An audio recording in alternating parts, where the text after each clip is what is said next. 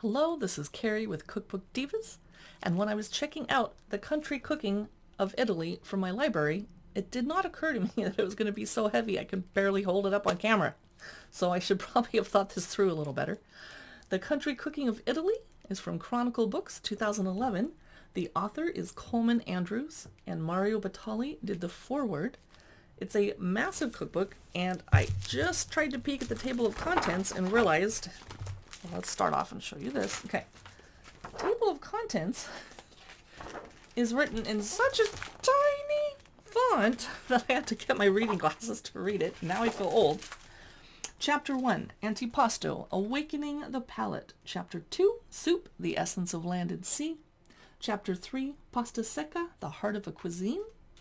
Chapter 4, Pasta Fresca, Homemade Goodness. Chapter 5, Rice and Polenta, Grain of Satisfaction. Isn't that the truth? Chapter 6, Savory Pies, Focaccia and their kin from the baker's oven. That is the chapter I'm personally most interested in. Chapter 7, Fish, Gift of the Waters. Chapter 8, Crustaceans, Cephalopods and Bivalves, Treasures of the Sea and Shore. Chapter 9, Poultry and Rabbit, Food from the Farmyard. Chapter 10, Pork, Lamb and Goat, the Meat of the Matter. Chapter 11, Veal and Beef, Savory Substance. Chapter 12, Game, the Flavors of the Hunt. Chapter 13, Offal, Nothing Good Wasted. I might have to skip that chapter as a lifelong vegetarian, or I'll just open a page and show you a not look or something. Chapter 14, Salads and Vegetables, the Bounty of the Land. Now that chapter I want to look through. And the final chapter 15, Desserts and Confections, Sweet Somethings. And the final chapter is called The Basics.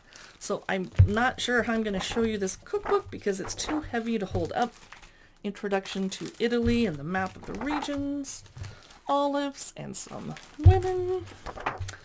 And the first chapter, Antipasto, Awakening the Palate. Deep fried olives, fried squash blossoms, fried fava beans. I love all this fried stuff. Favas with pecorino cheese, Calabrian green olive paste.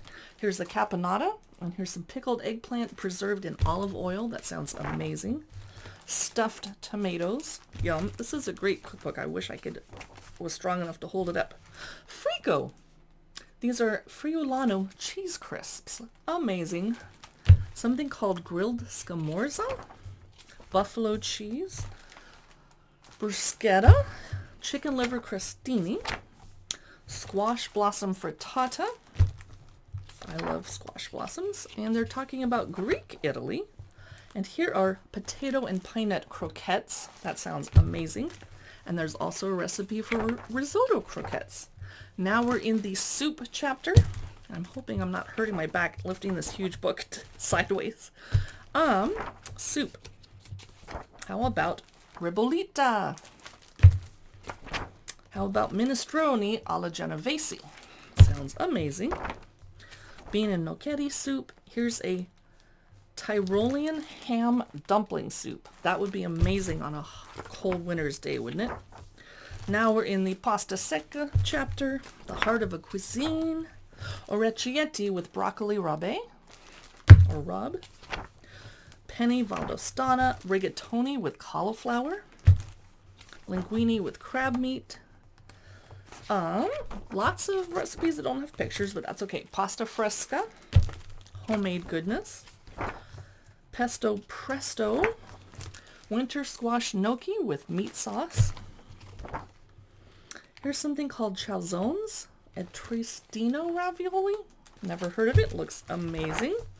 Red mullet ravioli. Tagliatelle with prosciutto. Ooh, pappardelle with hair sauce, i.e. rabbit. Okay, now I'm in another chapter, rice and polenta. Okay, they're going to teach us to make basic polenta, or polenta with porcini, mushrooms. Here's polenta with gorgonzola, or with snails. I'll take the gorgonzola, please, not the snails. I'm going to skip ahead to savory pies, focaccia and their kin. Here's interesting photos. There's no caption, so I'm not sure. Oh, there is a caption. It says, Italian bakers circa 1900. Okay. Here's Ligurian-style focaccia. Looks amazing. You can see the little fingertip marks on the top. Here is pizza rustica with zucchini, yum. Potato torta.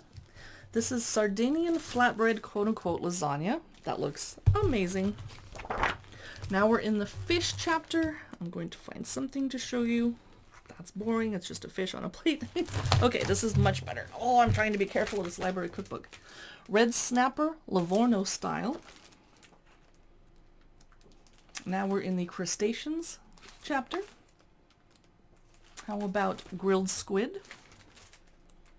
Or pulpy in purgatorio is what it's called. Poultry and rabbit chapter. Ooh, roast guinea hen. A oven braised goose friuli style or Lazio style rabbit stew. Not sure which picture is for which one. Pork, lamb, and goat chapter. Here is sausage with grapes. Wow. Here is veal chops valdostana. I'm going to move to another chapter, I think, if I can find it. Stuffed pheasant friuli style. Huge cookbook with big pages, Austrian Italy. This is the awful chapter that I'm going to skip, and it is awful. Okay, here we go. We must be in the vegetable chapter because there's peas Umbrian style, lentils with pancetta, borlotti beans with pork cracklings, too much garlic, no, baked winter squash.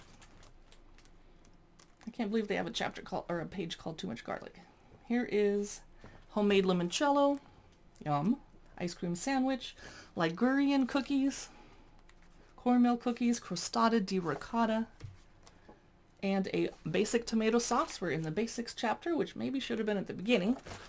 Wow, okay, this is an amazing cookbook. It is meant to be looked at on your lap or on a table, not held up in the air. I think I did hurt my back.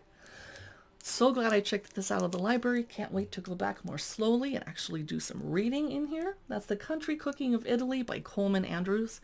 I think if you were trying to become an Italian cook, you would probably better own this. That was amazing. Thanks so much for watching this cookbook look through and review. Be sure to tune in for more cookbook reviews where I can actually hold a smaller cookbook up to the screen so you can see it. You can find us at cookbookdivas.com. We have a podcast and we post cookbook news to Facebook and Instagram and of course videos to YouTube. Bye.